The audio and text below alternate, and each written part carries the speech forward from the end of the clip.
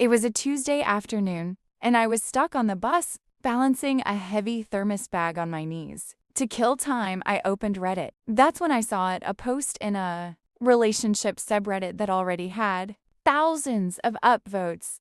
What should I do if I've fallen for my coworker's wife? My fingers moved faster than my brain. I typed, "Don't be a homewrecker."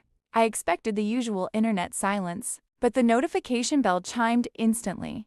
The original poster replied with a bitterness that felt personal. The woman I love just happened to marry someone else before she met me? How is that being a homewrecker? My coworker doesn't even know how to cherish her. Look, this is the lunch his wife brought him today. He waited until she left, tossed it aside like trash, and didn't even take a bite. A guy who doesn't appreciate her doesn't deserve her at all. I clicked the photo. My blood ran cold. Those were my homemade BBQ ribs. I had spent 3 hours in the kitchen last night, making them specifically for my brother, Zach. I recognized the blue Tupperware, the slightly burnt edges of the corn on the cob, and the specific marble pattern of the office desk. Zach had married his high school crush 2 months ago because he won a ridiculous bet. I was legally obligated to be his personal delivery girl for 60 days. To get my revenge, I often added way too much salt or vinegar to his meals. That's why he wasn't eating it. But this stranger on the internet thought I was a neglected, beautiful wife suffering under the thumb of a monster. I couldn't stop reading the thread. The was obsessed. He wrote, "It was raining a few days ago, and this asshole chose to play Call of Duty instead of driving his wife home. He made her stand in the rain, waiting for a ride." I remembered that day. Zach had finished his food, Venmo'd me $50 and said, "Get an Uber."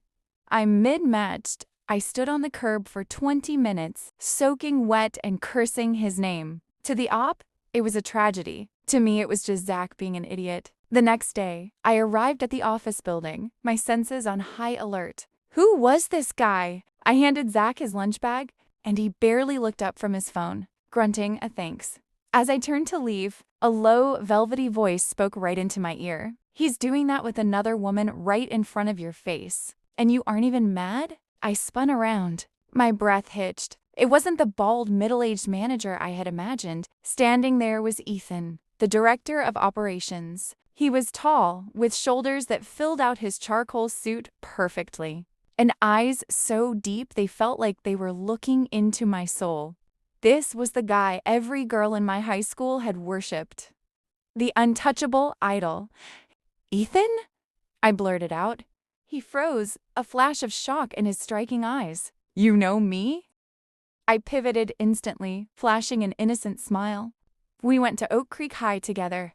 "I'm Chloe. You are the legend of the senior class." I tilted my head, pretending the wind had drowned out his first comment. "Sorry, what did you just say?" I didn't catch it. The hostility in his gaze softened into something tender yet pained. "It was nothing," he said, his eyes dropping to my thermos bag. He looked like he wanted to rescue me right then and there. A mischievous spark ignited in my chest. If Ethan wanted to believe I was a resilient, suffering wife, why not give him a show? I leaned into the role. I made sure to look tired, keeping my shoulders slumped and my voice soft.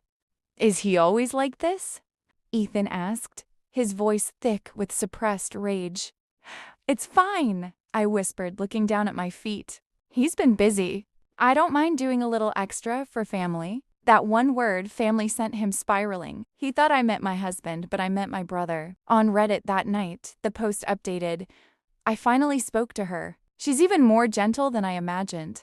She's staying out of a sense of duty. My heart is breaking. I've authorized mandatory overtime for his department tonight. If he won't go home to her, I'll make sure he's too busy to ignore her. Or better yet, I'll keep him away so I can be the one she turns to." We started texting. It was supposed to be catching up, but it turned into something much deeper. We discovered we shared a love for 90s noir films and obscure Spotify playlists. Every time I mentioned a hobby, he would update Reddit. We are soulmates. We click perfectly. What right does that monster have to her? I decided to push him. Using a burner account, I commented on its thread. "If you really want her, you need to show her you're the better man. Give her a reason to look at you." The next morning, Ethan posted a gym selfie on his close friend's Instagram story. He was in a black tank top, sweat glistening on his collarbone, his abs looking like they were carved from granite. I double-tapped it immediately. That afternoon, he caught me in the break room. He showed me a photo he'd secretly taken of Zach hugging his wife, Lily, outside the building. Chloe, look. He's with another woman, again. I gripped my phone, pretending to be devastated. My shoulders shook. So that's why he's been working late, I whispered. Ethan reached out, his hand hovering over my shoulder, trembling. You don't have to endure this, Chloe. You deserve the world. That night, I invited him for drinks. I accidentally drank too fast. Ethan, I'm so sad. Why doesn't anyone appreciate me? He sat beside me, his scent sandalwood and expensive rain enveloping me. I leaned in, my heart hammering, and kissed him. It was supposed to be a small prank, but Ethan lost all control. He cupped the back of my neck, his kiss desperate and hungry, as if he was trying to pull all my sorrow into himself. The next morning, I woke up in his guest room, terrified. I had gone too far. When I checked my phone, the group chat was in a state of emergency. Zach, help. The boss has lost his mind. He just transferred me to the Alaska branch for 6 months. I just got married. Is he trying to kill me? I had to stop this. I met Ethan at a coffee shop. He looked like he hadn't slept in days. Chloe, divorce him. I'll take care of everything. I'll be the man you need. Just then, Zach and Lily walked in, holding hands and looking for me. Chloe, there you are! Zach shouted. Ethan stood up, his face turning into a mask of pure coldness. He shielded me with his body. Zach, have you no shame? Bringing your mistress here in front of your wife? Zach blinked. Mistress? Boss, this is my wife, Lily, and why are you standing in front of my sister like that? The silence in the coffee shop was deafening.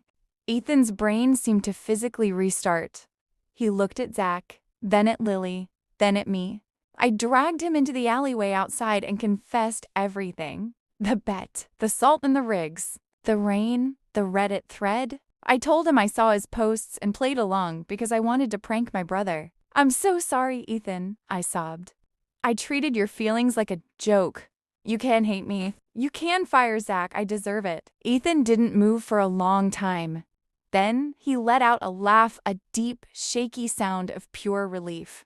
Thank God, he rasped, pulling me into a hug so tight I could barely breathe.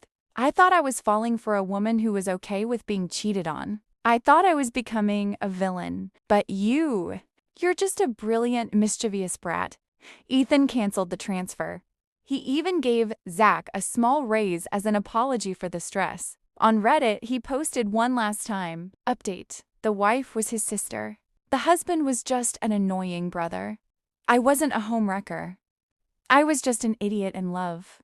We are officially dating now. And yes, she still puts too much salt in the ribs, but now she makes them for me. Zach still complains that I stole his boss.